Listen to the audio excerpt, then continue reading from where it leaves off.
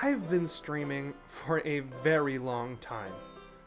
3 years to be precise. And my stream layout has gone through a lot of changes. I mean, look at all this. But one thing has remained constant. My use of the tool OBS, Open Broadcaster Software. So today, I'm going to teach you how I do it. Let's check it out. So here we are in OBS. This is where the sausage gets made. This is where the magic happens. And you can see that I have my mixer, my sources, and my scenes. And my sources will vary as I go through scenes. You can see here it's just text and image. And I can go to my stream layout and it just pulls up my webcam for me. And I can go to my speedrun stream layout and it just pulls up my webcam. Heck, it's pulling up OBS. That's where this audio is being recorded. Isn't that magical? I didn't know I had a window capture for Audacity there. I think I called it OBS, but Audacity, isn't that magical? And then again, I have Morning Mayhem, which will pull up my webcam again. There's a little chat box. We have the Be Right Back. We have a recording window. And even though this won't get replicated, we have Sibling Versus, which doesn't get used anymore, if you couldn't tell by the outdated names on it. But yeah, that's sort of the magic. This is where everything happens. And yeah, when I talk to you next, we'll be on a fresh copy of OBS, where I will show you how to do something like this. Alright, so here we are on my MacBook. You might notice the OS changed, but that's fine. That is because I needed a fresh copy of OBS, and this MacBook is going to become a mobile streaming station for me. So I don't have to lug my big PC, just a capture card or two. So right here, this is what you're going to find when you open OBS. This is version 28.0.1. You're going to have your preview here. This is what your scene looks like. There's nothing here yet. It's black.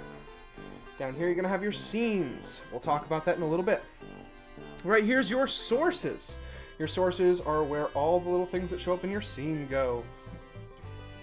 This here is the audio mixer. I'm presently not using it, but I will show you the importance. By default, it should have a mic aux, and if you look at the properties, you can decide what microphone.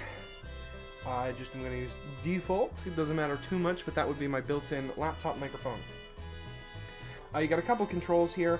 This is for when you change between scenes, how you want it to look here, so it's a scene transition. And these are some of your various settings that we will touch upon later. But for right now, I'm going to show you how to set up two scenes. I have with me my stream assets, so that's what I'm going to work with. So we're going to start by pushing Add Source. And then you're going to click on, in this case, an image, because we need something to fill this blank space as sort of a background to everything else. I'm going to browse my files, and we're going to go to my downloads where I am keeping my stream assets. We're going to find this image here is my background image. We're going to open it. And this is normally how I leave it, so that's how I'm going to leave it, but you can see there's some off. Anything that's in this line is off camera, so all they see is what's in this box here. They just see what you see. And now, I need a couple more images. This doesn't quite look like my stream setup yet, so we're going to open another image. We'll name this one Webcam BG for background. We're going to open. I suppose I could have done WCBG, but we're just going to find this image, which is just a white box. And I'm going to right-click it and hit Transform, Stretch to Screen, so now I can sort of freely transform it. I should note that if you don't do the Stretch to Screen, you will not be able to freely transform. It will always maintain aspect ratio, which for the purposes of this, we don't want that. So here, we're just gonna tinker with it. You can hold Shift to maintain aspect ratio. Yeah, that'll bring you back to its original aspect ratio. So if you want that, you can do that. Here you see I'm just sort of fiddling. I'm going to find where I like it. That looks good. And then we're going to add one more background.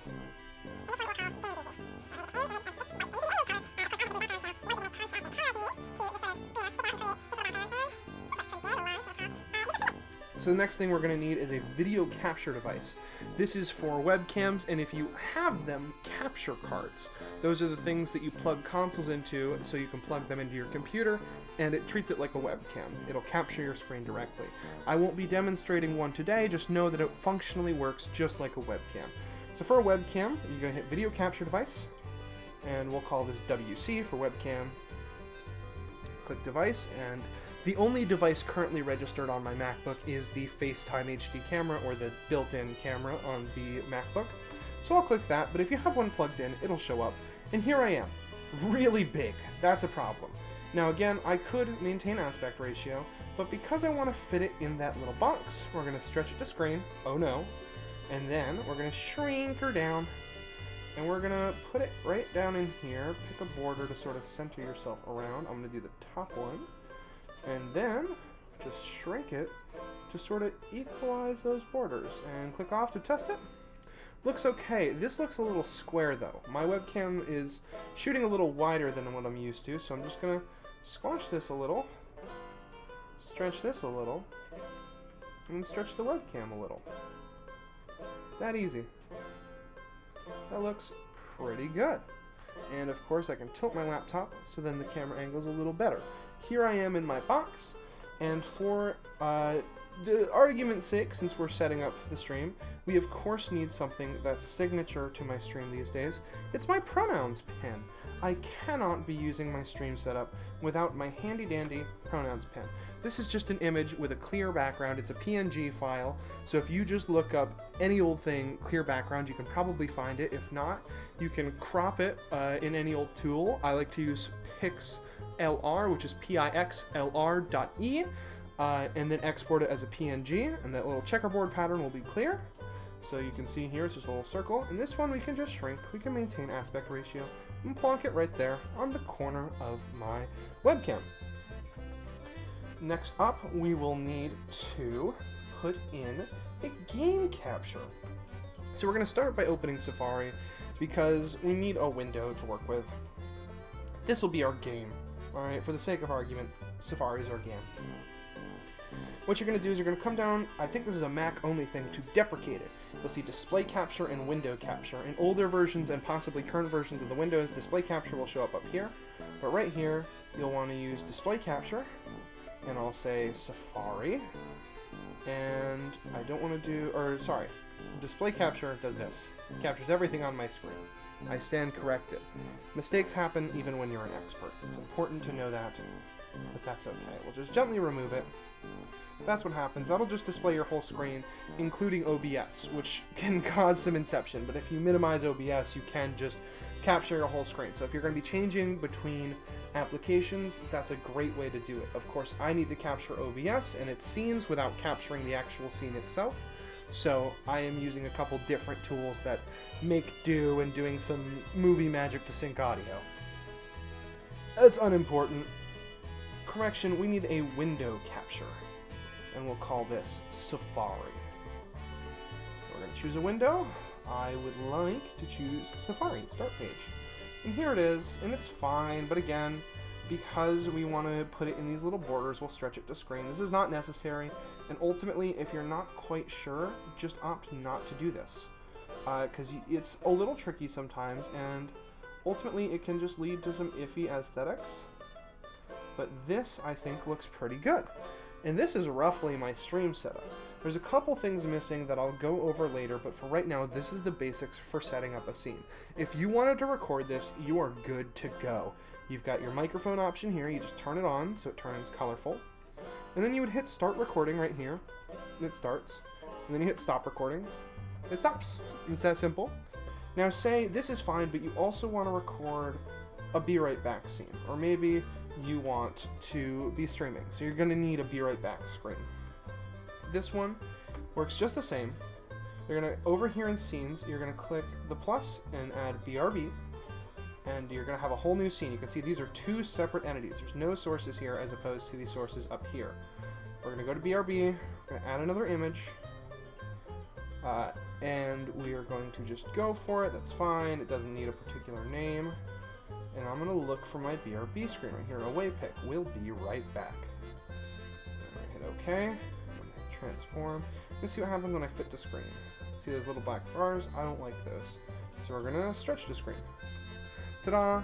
And that's all it takes. So now, if I'm streaming and I'm here and I'm playing a game and having so much fun, and then I say, I gotta be right back, I just click down here, and it changes. It goes to this, and any other captures are not present. My webcam's not present. It still shows as on. My computer's little green light that shows my webcam is on is still there because over in this scene it is.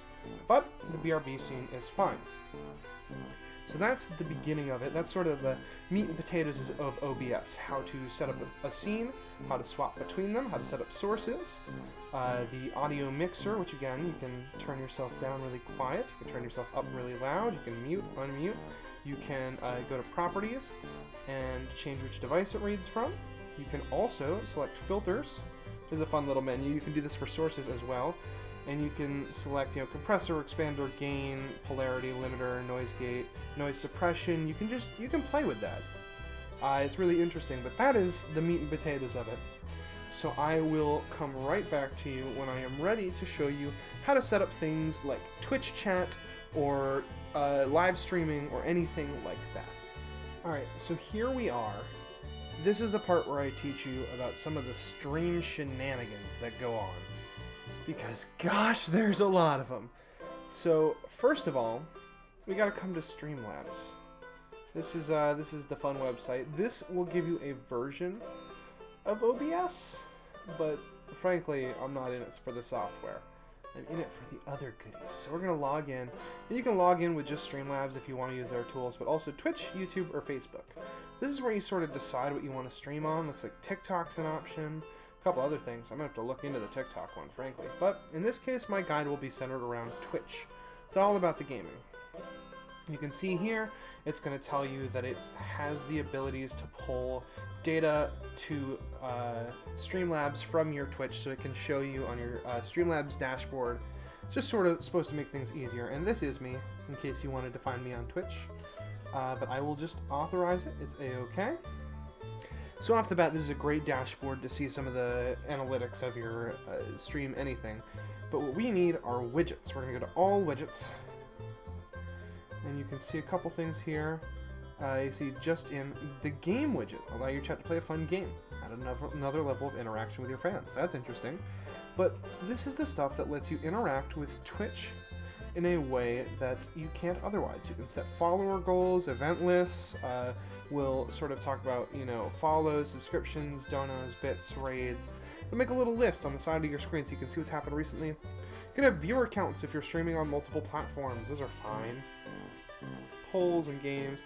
End credits. You can put up a rolling credit show. So, that's nice. All the supporters during the stream and stuff. Pretty common stuff. Alert box. This is what I use, so when I'm streaming, if somebody follows me, you hear a nice little xylophone, and a little jiggy shows up. We'll talk about this. There's donation goals, the jar that catches bits and tips.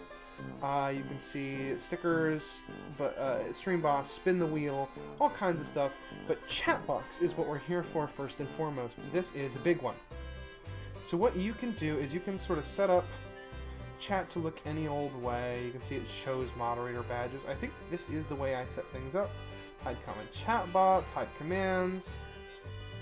Yep, so this is a preview of what it will show up like. I'm gonna copy